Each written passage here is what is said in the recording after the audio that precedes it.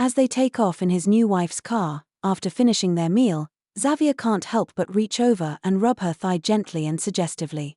Of course, this elicits a shiver and a slight moan from her as she speaks. "My husband, please not while I am driving. Just know I am just as eager." "Sorry, getting ahead of myself, I blame the teenage hormones." He laughs gently, feeling a rush of emotions deeper than he ever expected. Yes, he had girlfriends in the past, but this woman was different. She was his exotic wife. True, they had not had a proper ceremony, but from what he learned, their date and discussion along with his agreement counted in the galaxy. She smiles at him before fiddling with the controls, and he watches in shock as the controls back away from her hands and the car announces it's in auto-drive mode. She then turns and scoots over to him, giving him a deep kiss which he graciously accepts and returns with passion, his hands roaming over her body eagerly. He pulls her close to lean against him. "I heard the auto-drive, so I assume it's safe to hold you, right?" "Yes, it is. It will follow all the traffic laws and take us home." She smiles and kisses his cheek. "I hope you don't mind, but I'm taking you to our home instead of the small apartment I had arranged." He wraps his arm around her shoulder and just holds her for a minute before responding, "I don't mind at all, but at the restaurant, you made a vow to support me and cherish me." She turns her head to look him in the eyes. "We have a tradition for weddings, it's called marriage vows, and they are usually exchanged during the ceremony. Normally they are often just part of the ceremony, but people do write their own. I'd like to return your vow with one of my own." She pulls back from him and looks at him. "Oh please, I would love to hear it." She smiles pleasantly. He adjusts so that he is looking at her and takes both her hands in his, holding them together with his wrapped around hers. He looks deeply into her eyes. "Valkyr, my wonderful woman, as you promised to support me in my life. I promise to do the same, not to just you but to any future wives I may take and to any children we have together. I will always honor and cherish you in my life, and my heart will always be with you. I make this vow to you, that I will uphold a strong relationship to the best of my ability. That I will love you unconditionally, and strive to make you feel cherished, safe, and protected at all times." She looks at him a moment and he catches her eyes watering as she leans forward and kisses him again, much more passionately than before. That kiss lingers for a long time as they simply bask in each other's embrace. After a long while of just holding each other, Valkyr makes a sound of contentment. "You are straight out of a fairy tale." She teases him. "And, you my dear woman are straight out of a sci-fi fantasy story, that just so happens to be true." The rest of the ride they are content to just hold each other. Though their hands gently explore each other's bodies, both anticipate so much more. And soon enough the trip is coming to its close, with Xavier still marveling at all the traffic, reminding him of another planet-wide city from a popular franchise back home. As they pull into the house, Xavier cannot help but exclaim, "Is that our house?" "It's huge." Valkyr laughs a moment. "Actually it is fairly modest. Well, for a standard marriage of 100 wives plus children." Xavier's mind boggles for a moment and Valkyr can see him trying to come to grips with that statement. "How did you afford something like this?" She leans into him. It was my former family's home. It was the only thing I kept. I just could not get rid of it. Though through the years I have cleared it out, all except some mementos I couldn't get rid of emotionally. It takes a good portion of my pay to keep it though." He pulls her close to him as the car is coming in for a landing. "Do you want to keep it?" She smiles and nods to him. "All right, then we will turn it into our home and make new memories in it together." As the car lands, Xavier exits, offering a hand to help Valkyr out of the vehicle. "Just like that? Even though it was from my former marriage? Especially because of that fact." He smiles. "It's a piece of you, a part of your history. You are my wife. Your history made you who you are now. Without it, you would be a very different woman." He leans in and kisses her gently. "I do not know how many wives I will have in the future. Large marriages are so new and strange to me but so common in the galaxy. So I accept that I will have more than one wife, but I will not have more than I can care for emotionally. I just will not abide by a marriage that is nothing more than a convenience. You realize that just makes me love you all the more, right?" Valkyr smiles at him and he nods. She takes his hand, leading him on a tour of the home, entering through the garage they parked outside. He stops her instantly. Okay, this place will be my workshop. We will need to see about ventilation though. But you have a workshop at the school. Do you need one here? Valkyr genuinely asks. Yes, he kisses her hand gently. The one at the school is expressly for me, teaching the time-honored traditions of my people. This one will be for me. To expand my limits and horizons. To push myself beyond my current capabilities. To learn the way the galaxy does things, and to tinker with pet projects as well. Oh, and what kind of pet projects would you want to take on? Valkyr smiles, showing an interest in learning more about her new man. His face lights up with enthusiasm. Well, for one, power armor. His face was giddy with excitement. Valkyr blinks as her ears stand tall. Why power armor? Oh, that's easy. What human man doesn't want to be Tony Stark? Valkyr can only look at him quizzically, and Xavier guffaws at the expression on her face. Answering the obvious question, Tony Stark is a fictional superhero, also named Iron Man. A genius mechanical engineer who created a suit of power armor. But I will do better than explain. I will show you, just not right now. He smiles. I look forward to seeing someone you looked up to. Even if he is fictional. She smiles. More like what he represented than the actual man. He was a fictional character after all. That makes sense. She smiles. Come on, there's a lot more to see. She then leads him through the rest of the house on a short tour. There are places for children and spouses. Each wife would have their private place, which Xavier thinks is a wise thing. No matter how social people are, they still need their own space. Of course, they enter one room that has a very stunning view out and across the city. He can even see a couple of spires in the distance. He stops, taking in the view. I hope you don't mind, but I'm claiming this room as well. He smiles. She turns to him and shakes her head. Of course, I do not mind, but why this room? Well, with this view and the high ceiling, it would make an excellent dojo. A place for me to practice my martial arts. I mean, look at the view, it's almost serene by itself. His hand swept to indicate the massively long window in the room. You did mention that you studied at a school for it, she says, leaning into him. I studied for many years. Before I left my master, with his understanding of my mental problems and that healing comas existed, he told me that I knew everything I needed to be a master myself. All that I was lacking was understanding. He also assured me that understanding would come in time and I would know when it did. His arm wrapped around her once more, and he felt a bit of his pheromone blocker rub off on her. So you're basically a master of your style? With some further refinement, I mean. Yes, and I was encouraged by another martial artist on the Dauntless to incorporate Axiom into my style after I gave her a demonstration. You met someone on the Dauntless? Did you marry her? Who is she? Valkyr rapid fires. Her name is Melindra, and she is from a sect called the Empty Handmasters. Apparently they are very well renowned. He says with a gentle tone. And no, I did not marry her, but she made it clear she was interested, and I did promise to meet her later.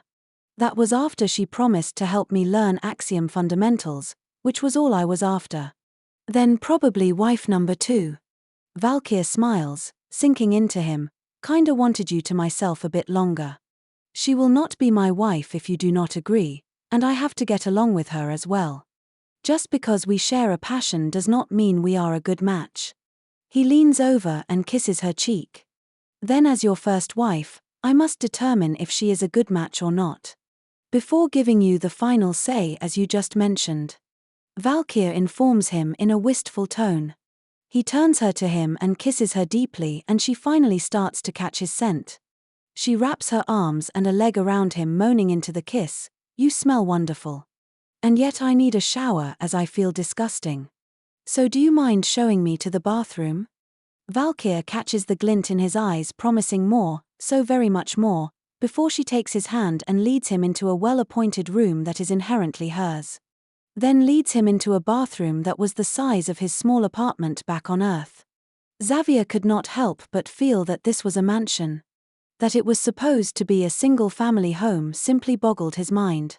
Xavier looks at the ornate and very large bathroom and smiles, turning around to her and kissing her deeply and passionately.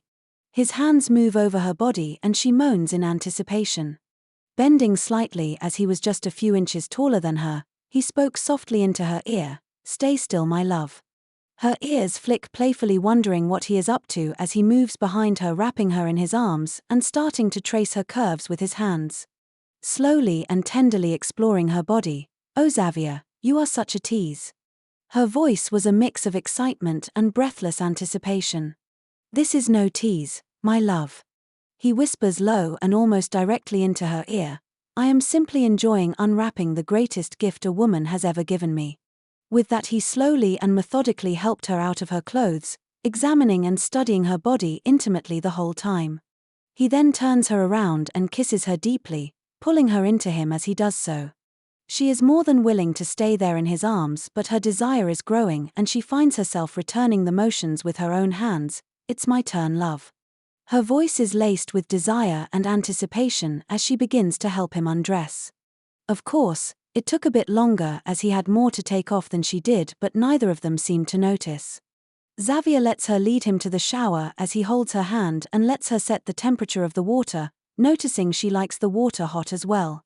They both begin washing each other slowly, gently playing and toying with each other's bodies as they do. Slowly the thick layer of pheromone blockers is washed off of him and her fur is cleaned and soaked through. The intensity of their desire and been building, and Xavier decides he can no longer wait.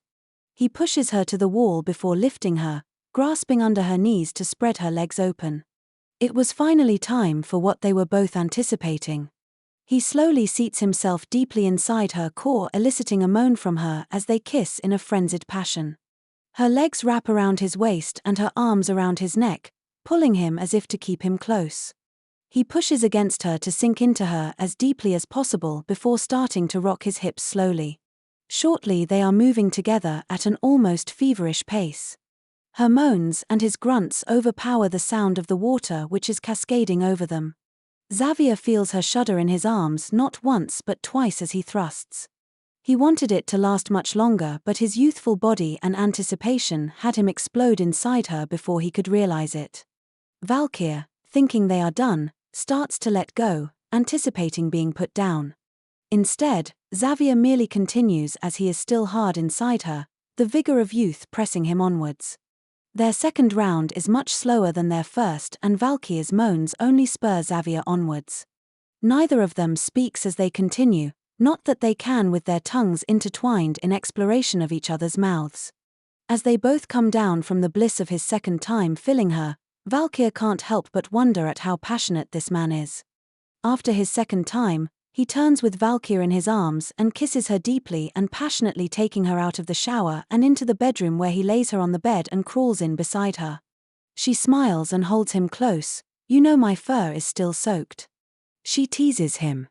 "Don't care," he says, kissing her deeply and rolling her on top of him. "We are not done. It's your turn." She blushes, looking at him. "So much stamina. Are you trying to get me pregnant?" His hands go to her waist as she lays atop him and he kisses her briefly. "I'm not trying, woman. It's happening. Tonight or 100 nights from now, you will bear my child." Valkyr is nearly giddy at his casual declaration and rises to straddle him.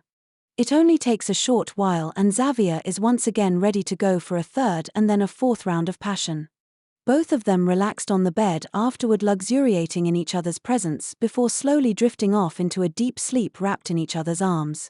The next morning finds Valkyr rising from the bed wondering if last night had been a dream, but that is quickly dispelled as she sees her husband's pants still on the floor in the bathroom.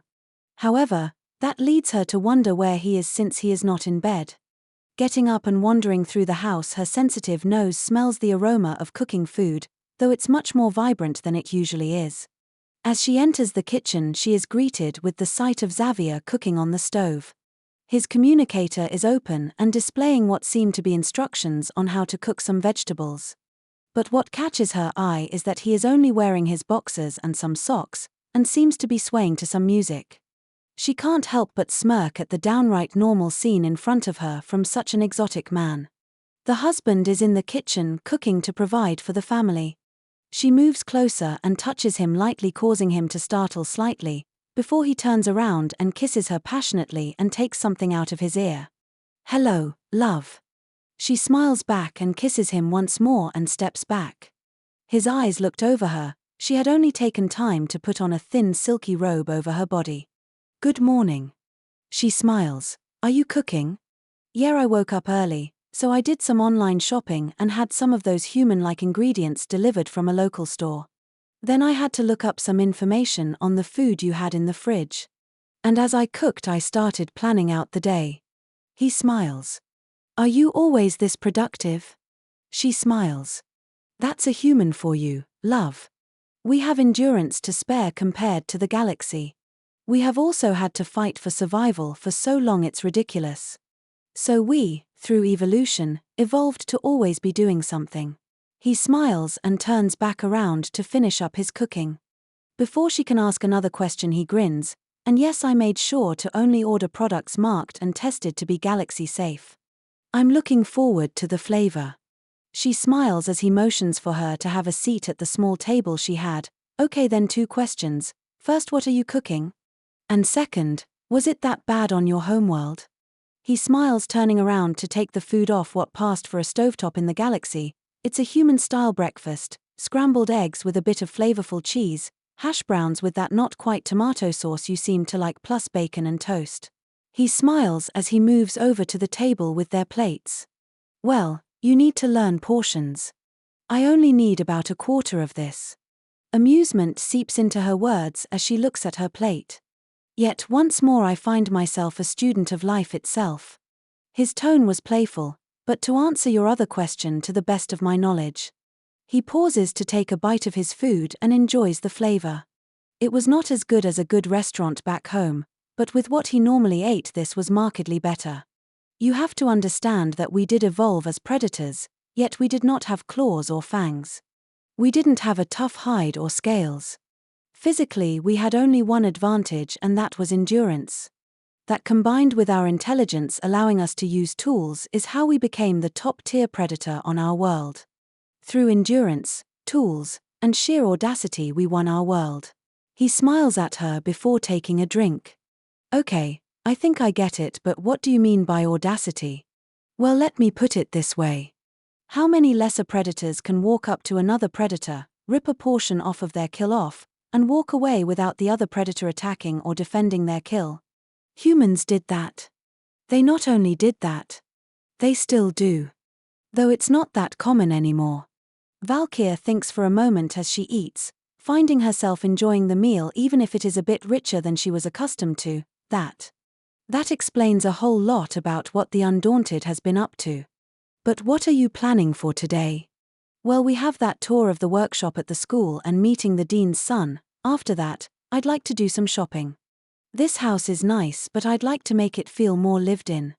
Not to mention, I'd like to see about things for my workshop and dojo. I would like to get one of your firearms."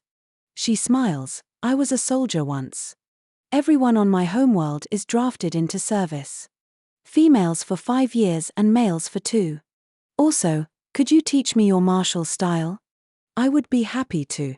Just know it will be evolving as I go. Though I will only be adding to what I know now, so I hope it does not change too drastically. I do need to contact Melindra at some point soon as well. And we can get a gun from the Dauntless Armory staff. I have access to that, and as my wife, I can probably bring you. I should check though. Oh, also we have free health care so long as it's provided in an Undaunted or affiliated facility." "That is good to know." She simply smiles and they enjoy their meal in loving silence.